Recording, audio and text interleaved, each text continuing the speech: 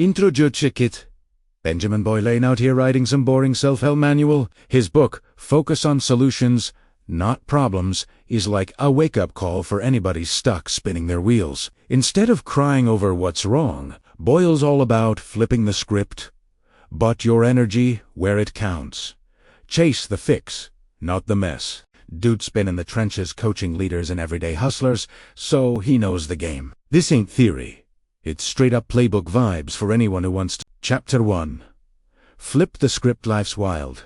Man, 1 minute you're cruising, the next you're staring at a wall of problems stacked higher than a New York skyscraper. Most folks, they freeze. They sit there replaying the same why me soundtrack in their head like it's stuck on repeat. But here's the truth nobody tells you. Problems ain't the enemy. Your focus is, say the average person spends 90% of their energy stressing about the issue and maybe 10% thinking about the fix. That's like standing in the rain complaining you're wet instead of grabbing an umbrella. If you want to level up, you got to flip the script. Stop obsessing over what's broken and start scheming on how to build it better. The trap of problem thinking. Problem thinking is sneaky. It feels productive because you're analyzing. But really, you're just circling the drain. You replay the mistake. You blame yourself or others. You imagine worst-case scenarios. And what upends? Stress skyrockets, confidence tanks, and your brain shuts down the very creativity you need to solve the thing. It's like trying to drive with a parking brake on. You're burning fuel, making noise, but you ain't moving. The power of reframing. Now solution. They play a different game. They don't ask, why is this happening to me? They ask, what can I do about it? That one little switch flips the whole vibe. Think about it. Problem question. Why is my boss always on my case? Solution question. What can I do to make my work bulletproof so my boss has nothing to nitpick? Say the difference? One keeps you stuck. The other puts you back in control. Real-life example. The comeback kid. Picture this. A ball player misses the game-winning shot. Cameras flashing, crowd booing, Twitter roasting him alive. He's got two choices. Uno, sit in the locker room, replaying the miss until it eats him alive. Those, hit the gym the next morning, study the tape, and practice that same shot 1,000 times until it's automatic. Guess which one turns him into a legend? Exactly. He flipped the script. Energy is currency. Yes. The raw truth. Your energy is like money. Spend it on problems. You're broke. Invest it in solutions. You're rich. Every time you complain, stress, or blame, you're making withdrawals. Every time you brainstorm, act, or adjust, you're stacking deposits. So ask yourself, am I broke in problem thinking, or am I investing in solution thinking? How to flip the script. Practical moves. Uno, catch yourself in the loop. First step is awareness. Notice when you're spiraling on the problem. Example. Man, I keep saying, I'm broke. Flip. Okay, how can I make an extra $200 this week? Those reframe the question. Swap why for what now. Instead of why is this happening? Gives, what's the next step I can take? Tres, shrinks the monster. Big problems feel impossible. Break them down into bite-sized moves. Don't solve the whole mountain. Just take the first step up the trail. Quattro, visualize the win. Close your eyes and picture the solution already done. Your brain starts working backward, filling in the steps to get there. Cinco, act fast. Adjust later. Don't wait for the perfect plan. Move. Even a small action builds momentum. Mindset shift in action. Let us say your YouTube channel flopped last month. Views down. Subs stagnant. Old mindset. The algorithm hates me. I'll never grow. Solution mindset. What's one tweak I can test this week? New thumbnail, tighter script, different posting time. What's working for others in my niche that I can adapt? Boom. Instead of drowning in frustration, you're experimenting, learning, and stacking wins. Why this works? Science side. Your brain's wired with something called the reticular activating system, RAS. It filters what you notice. If you focus on problems, your ass keeps feeding you more problems. If you focus on solutions, it starts spotting opportunities you'd normally miss. It's like when you buy a new car and suddenly see that same model everywhere. The cars were always there. Your brain just wasn't tuned to notice. The challenge for next year today's, every time you catch yourself complaining, stop and flip it. Oski, what's one thing I can do right now to move forward? Write it down. Act on it. Doesn't matter how small. By the end of the week, you'll see how much lighter and sharper you feel. Closing the chapter. Look, life's always gonna throw curves. That's guaranteed. But whether you strike out or knock it out the park, that's on you. The difference ain't T. The problem, it has the script you're rerunning in your head, so flip Italiano. Stop starring in the tragedy of your problems and start directing the comeback story of your solutions. Because at the end of the day, problems scream for attention, but solutions whisper. And only the ones who tune into that whisper get to write their own legend. Chapter 2. Energy is currency. Listen up. Your energy is the real money in this life. Forget dollars. Forget crypto. Forget gold bars stacked in some vault. The one thing you spend every single day, whether you realize it or not, is energy. And just like cash, you can blow it on junk that leaves you broke, or you can invest it in moves that pay you back tenfold. Most people, they're energy broke. They wake up already drained, stressing about yesterday's problems, worrying about tomorrow's drama, and wasting today's power on stuff they can't even control. Then they wonder why they feel stuck. But the solution-focused mindset flips that whole game. When you treat your energy like currency, you stop throwing it away on problems and start investing it in solutions. That's how you build momentum, confidence, and results. Where attention goes, energy flows. Here's the deal. Your brain is like a spotlight. Wherever you point it, that's where your energy flows. Point it at problems. You feed the problem. Point it at solutions. You feed the solution. It's like watering a plant. If you keep watering the weeds, don't be surprised when your garden looks like a jungle of mess. But if you water the flowers, the ideas, the actions, the solutions, that's what grows. The drain of problem thinking. Think about the last time you obsessed over something that went wrong. Maybe you lost a client, filed a test, or had a fight with someone close. You replayed it in your head, right? Over and over. That loop didn't fix anything. It just drains you. Problem thinking is like swiping your credit card on nonsense. You're paying interest on stress, and the balance never goes down. Seconds you're stuck in the drain, complaining more than creating, blaming instead of brainstorming. Feeling tired even when you've done nothing physical. That's energy poverty. The investment of solution thinking. Now flip Italiano. When you put that same energy into solutions, everything changes. Instead of replaying the fight, you think, how can I communicate better next time? Instead of crying over the failed test, you ask, what's one study hack I can try this week? Instead of stressing about the lost client, you plan, who else can I pitch to tomorrow? That's energy investing. Every small action you take compounds like interest in a savings account. Over time, the results stack up. Real-life example, Kobe's 4 a.m. rule. Kobe Bryant, one of the greatest to ever touch a basketball, had this legendary habit. He'd hit the gym at 4 a.m. while everyone else was asleep. Why? Because he knew energy was currency. While others spent theirs on excuses, he invested his in practice. By the time his teammates showed up for regular training, Kobe had already put in 2 extra hours. Multiply that by years, and you see why he became a legend. He wasn't just talented, he was energy rich because he invested wisely. Practical ways to protect your energy. 1. Audit your energy leaks. Write down what drains you daily. Toxic people, endless scrolling, negative cut, limit, or reframe those leaks. 2. Set energy budgets. Just like money, decide where your energy goes. Example, I'll give 20 minutes to venting, but 2 hours to problem solving. 3. Recharge. On purpose. Sleep, Exercise, meditation, prayer, music.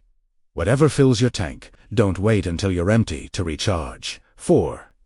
Invest in small wins. Knock out one easy solution first thing in the morning. That momentum fuels the rest of your day. The science behind it. Your body runs on limited daily energy, mental, emotional, and physical. Psychologists call it ego depletion.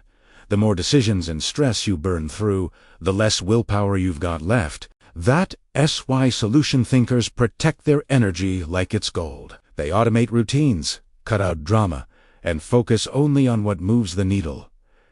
They don't waste energy on why me. They spend it on what's next. The energy flip in action. Let us say you're building your brand online. Problem thinking version. The algorithm's against me. Nobody's watching my stuff. I'll never grow. That drains you before you even start. Solution thinking version. What's one tweak I can test this week? How can I make my next thumbnail pop harder? Who can I collab with to reach new eyes? Now you're energized, experimenting, and stacking progress. Same situation, different energy investment. The 7-day energy challenge. For the next week, track your energy like money. Every time you catch yourself complaining, worrying, or replaying problems, write it down. Then flip it.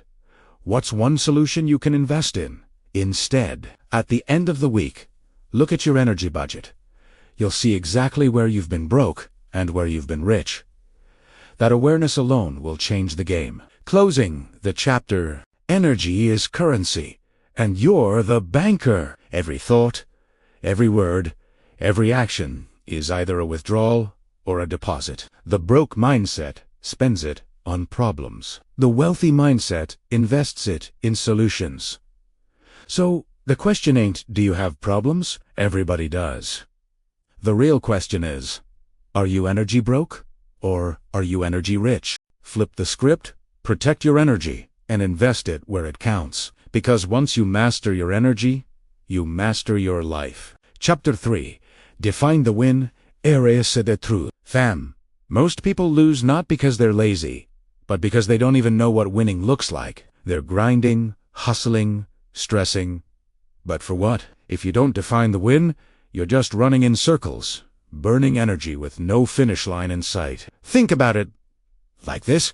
You can T-score if you don't know where the hoop is. You can't win the race if you don't know the track. And you can solve a problem if you don't know what the solution actually looks like. That's why solution-focused thinkers always start with the end in mind. They define the win before they even take the first step. Why defining the win matters. When you're stuck in problem thinking, your brain is like a GPS with no destination. It just keeps recalculating, spinning, and draining your battery. But when you define the win, suddenly the map clears up. You know where you're headed. And every move you make either takes you closer or further away. Problem thinking. I don't want to be broke. Say the difference. One is vague and negative. The other is clear, measurable, and positive. That's the power of defining the win. Real-life example. Michael Jordan's flu game came cinco of the '97 finals. Jordan's sick, barely standing, but he still drops 38 points and carries the Bulls to victory. Why? Because his win wasn't don't get sick. His win was secure this W for the team. He defined the outcome, and his body followed his mind. That est the lesson. When your win is crystal clear, your brain and body find ways to make it happen, even when the odds are stacked. How to define your win, Una, and get specific. Don't just say, I want success. Define it. Is it 10 new clients, 5,000 YouTube subs? A finished book, draft? The clearer the target, the easier it is to aim. Those make it measurable. If you can't chase it, swap I want to be healthier for ILL workout 4 times a week. Tristan said deadline's a dream without a timeline is just a wish. Deadlines create urgency and momentum. 4. Visualize the finish line. Close your eyes and picture it done. Feel the relief, the pride, the energy. That mental rehearsal programs your brain to chase it. Sync on, write it down. Don't just think it. Ink it. A written win is a contract with yourself. The psychology behind it, your brain loves clarity. When you define the win, your subconscious starts working like a heat-seeking missile. Psychologists call this the goal gradient effect. The closer you feel to a goal, the harder you push. That SY loyalty cards with a free coffee after 10 stamps make you buy more coffee. Your brain sees the finish line and speeds up. The problem with vague goals areas. What happens when you don't define the win? You hustle hard, but feel empty because you don't know what you're chasing. You get distracted by every shiny object because you have no filter. You quit early because you can't see progress. Eat S. Like playing darts blindfolded, you might hit something, but it won't be the define to win formula, IRES. A quick formula you can use, equal specific action outcome by deadline so that I can bigger purpose. Examples. I will finish my 8-chapter book summary by December 15th so that I can launch my Ink to Insight project strong. I will save $1,000 in the next 3 months so that I can invest in my first camera setup. Notice how it's not just about the goal, it's tied to a purpose. That's what fuels you when motivation dips. Case study. The YouTube creator. 2 creators start channels at the same time. Creator A says, I want to blow up on YouTube. Creator B says, I want to hit 1,000 subscribers in 90 days by posting 3 videos a week. Guess who's more likely to win? Creator B, because the win is defined, the path is clear, and the actions are measurable. The daily win habit. Erisahak.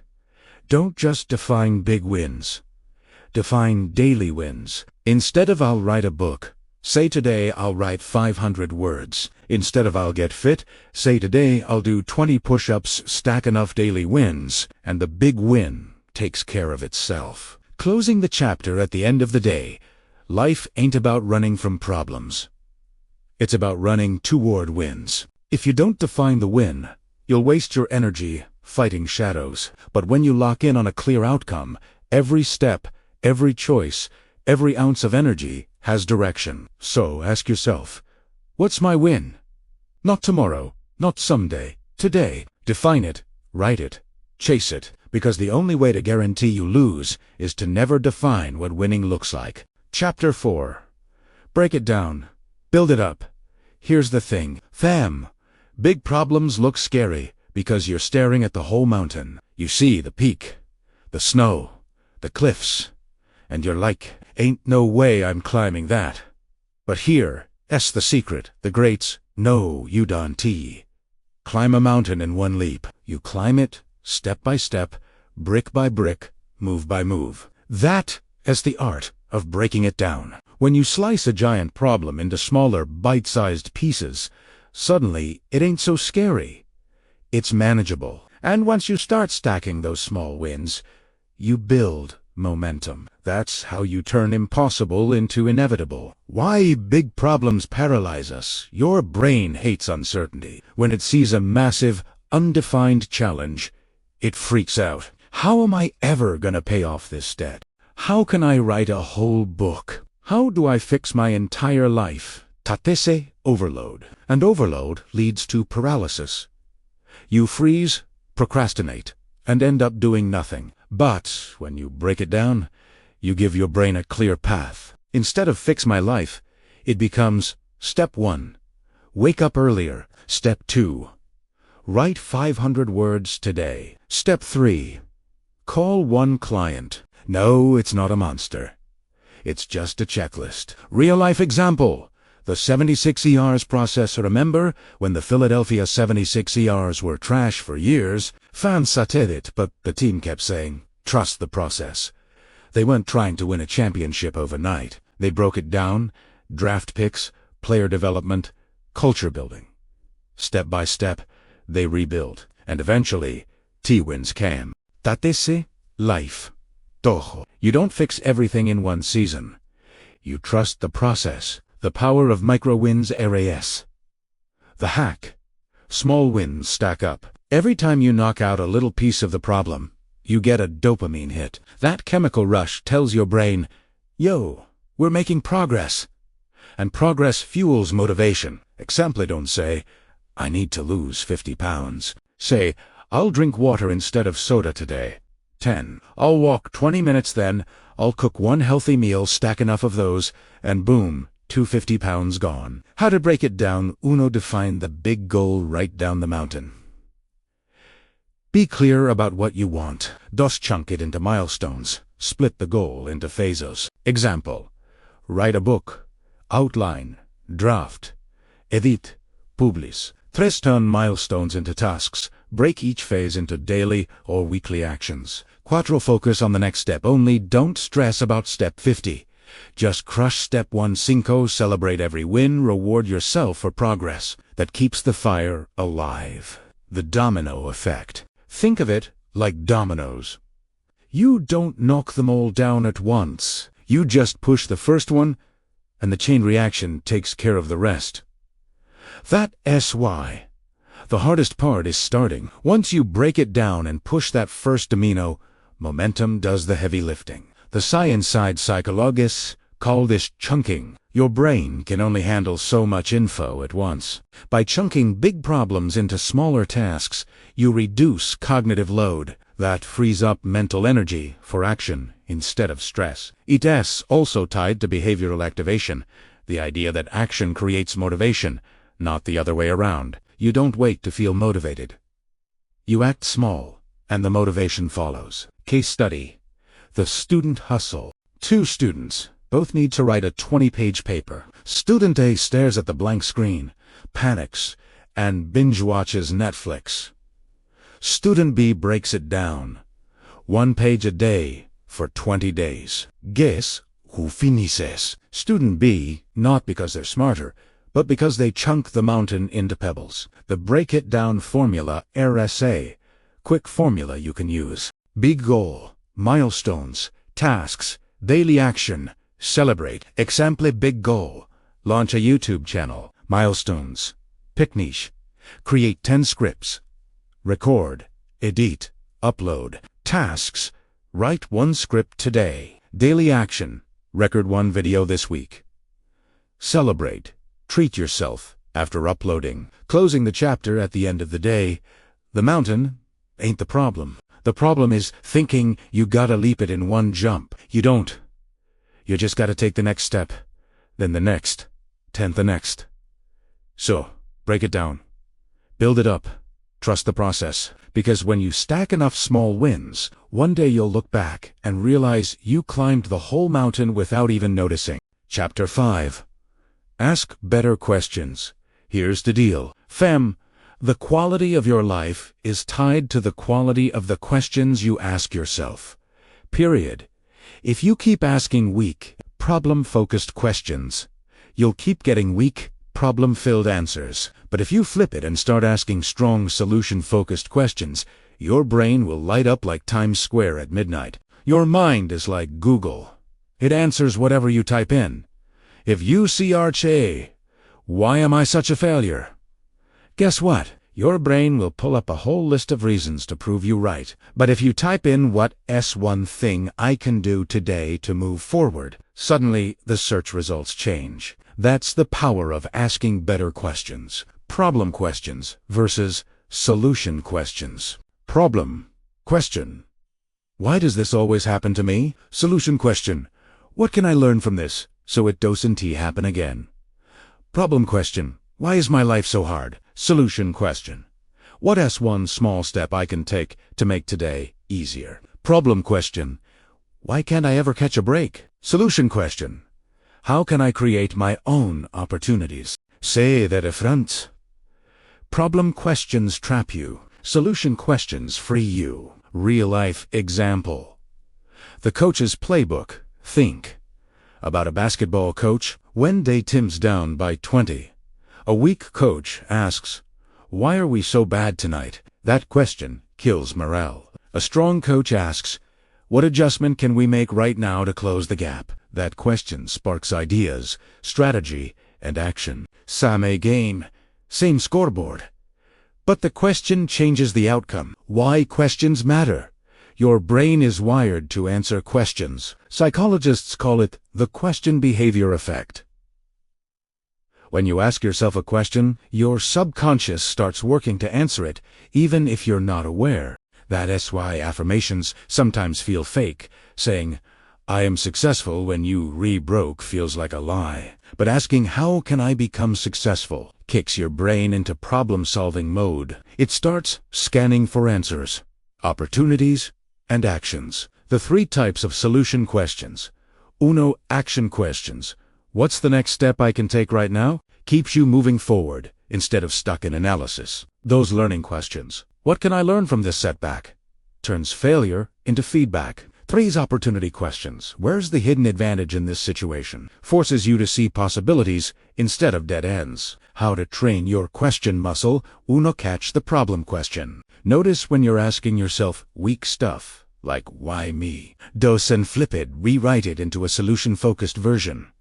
Example, why am I broke? Gives, how can I earn an extra $200 this week? 3. Write it down.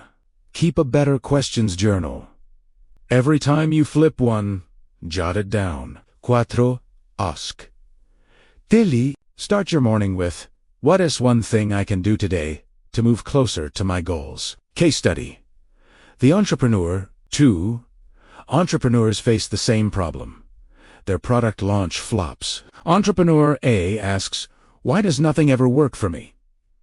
Gives, stays stuck, loses confidence. Entrepreneur B asks, what can I tweak in my marketing to connect better with customers? Runs new ads, adjusts messaging, and eventually nails it. Some a failure. Different question, different destiny. The magic of what and how. Notisomatin, the best solution questions usually start with what or how. What can I do differently? How can I make this work? Te open doors. Problem questions usually start with why. Why? Why is life unfair? Te close doors. Te challenge 14 next see todays. Every time you catch yourself asking a problem question, flip it. Write both versions down. By the end of the week, you'll have a whole list of powerful, solution-focused questions you can use anytime. Closing the chapter. At the end of the day, your questions shape your reality.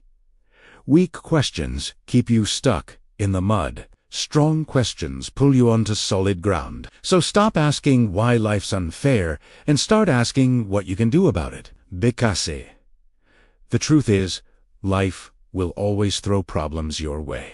But if you've trained yourself to ask better questions, you'll always find better answers. And better answers lead to better actions. And better actions, that's how you win. Chapter 6. Control the controllables. RAS at the truth. Fam, most people waste half their life stressing over stuff they can't control. The weather, the economy, the algorithm, other people's opinions. All of it outside their hands. And the more they obsess, the more powerless they feel. That's the trap. Solution-focused thinkers. They don't play that game. They know the secret. Control the controllables. Put your energy only where your hands can actually make a difference. Everything else, let it go. The circle of control. Imagine 3 circles. Circle of concern. All the stuff you care about, but can't control: politics, traffic, the stock market. Circle of influence. Stuff you can impact but not fully control: your team's vibe, your audience's response. Circle of control. Stuff that's 100% in your hands: your effort, your attitude, your habits. Most people live in the circle of concern, complaining about gas prices, gossip, or global drama. But winners live in the circle of control. They double down on what they can do today, right now. Real-life example.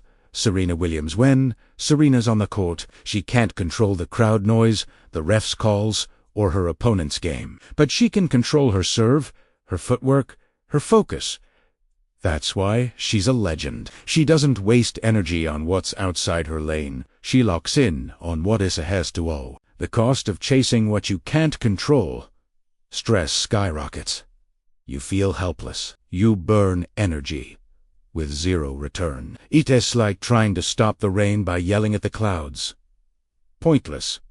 Meanwhile, the person who grabs an umbrella and keeps moving is already ahead. The power of owning what you can when you focus on controllables.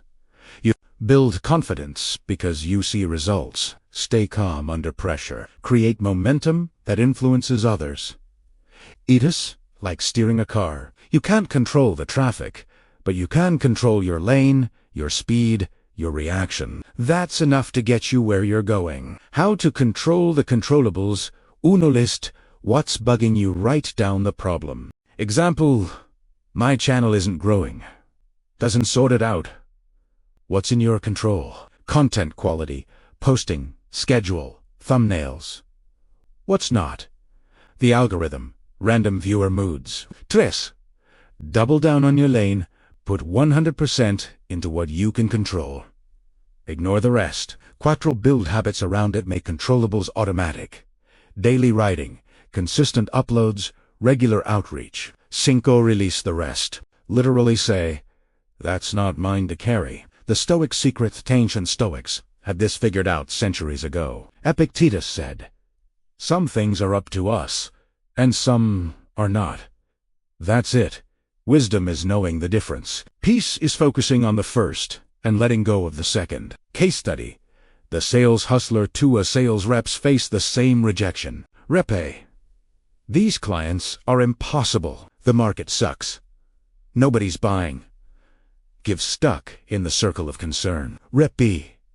I can't control the client's mood, but I can control how many calls I make, how sharp my pitch is, and how I follow up.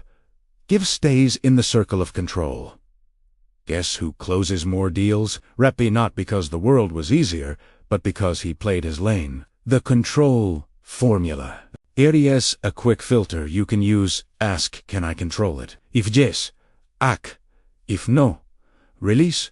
Simple, but powerful. The science side. Psychologists call this locus of control. People with an internal locus believe they shape their outcomes. People with an external locus think life just happens to them. Studies show internal locus folks are more resilient, successful, and less stressed. Why? Because they focus on controllables. To challenge for 7 days. Every time you stress, pause and ask, is this in my control? If yes, act. If no, release. Keep a log. By the end of the week, you'll see how much lighter and more focused you feel. Closing the chapter at the end of the day. Life's full of storms. You can't control the wind, but you can adjust your sails. You can't control the waves, but you can steer your ship. You can't control the crowd, but you can control your performance. So stop wasting energy on what ain't yours to own. Control the controllables. That's how you stay steady in chaos. That's how you build progress, and that's how you win. Chapter 7. Team up on solutions. Eras. The truth, fam. You can go fast alone, but you go far together. Too many people try to solve everything solo, carrying the whole weight of the world on their back. But the smartest players know the game changes when you team up. Collaboration multiplies solutions. When you're stuck in problem thinking, you think nobody gets it. I gotta figure this out myself. But when you're solution focused, you realize every person around you is a potential key to unlock the door you rebanging on. Why? Collaboration wins more brains, more angles. One person sees one path. A team sees 10. Sared. Energy. When you're fire slow, someone else's spark can reignite you. Accountability. Alone, it's easy to quit. With a team, you keep pushing because others are counting on you. Real-life example. The Chicago Bulls dynasty. Jordan was a beast, no doubt. But even MJ didn't win 6 rings alone. He had Pippen, Rodman, Kerr, and Phil Jackson drawing up the plays. That squad turned individual greatness into dynasty-level dominance. Lesson. Even the GOAT needed a team. The lone wolf trap. Trying to do it all yourself feels noble, but it's a trap. You burn out faster. You miss blind spots. You limit your growth. It's like trying to play 5-on-5 basketball by yourself. You might score a few points, but you'll never win the game. The power of solution-focused conversations. Is the key. Not all teamwork is equal. Some groups just complain together. That's problem thinking. In stereo, but solution-focused teams, they flip the vibe. Instead of "this project is impossible," they ask, "What's one move we can make right now to get traction?" Instead of "we don't have enough resources," they ask, "How can we maximize what we do have?" That shift turns a pity party into a power huddle. How to build a solution. Squad Uno.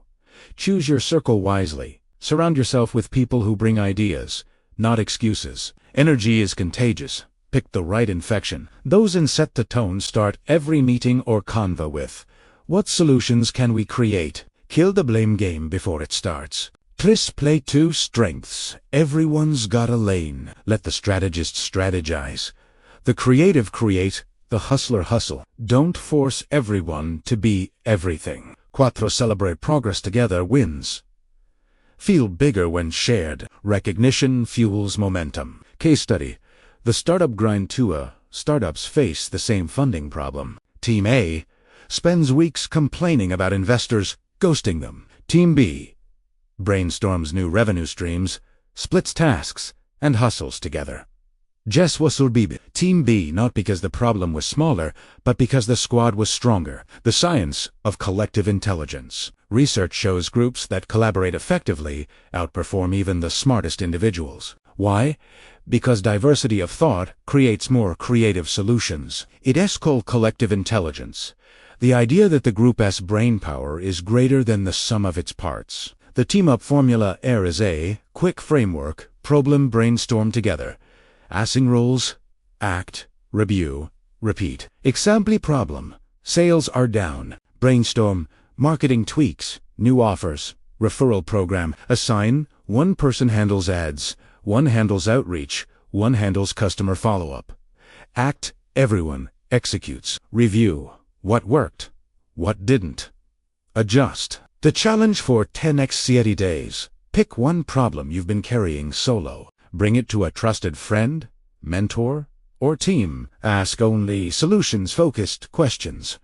Watch how fast new doors open. Closing the chapter at the end of the day. Life ain't a solo sport. It's a team game.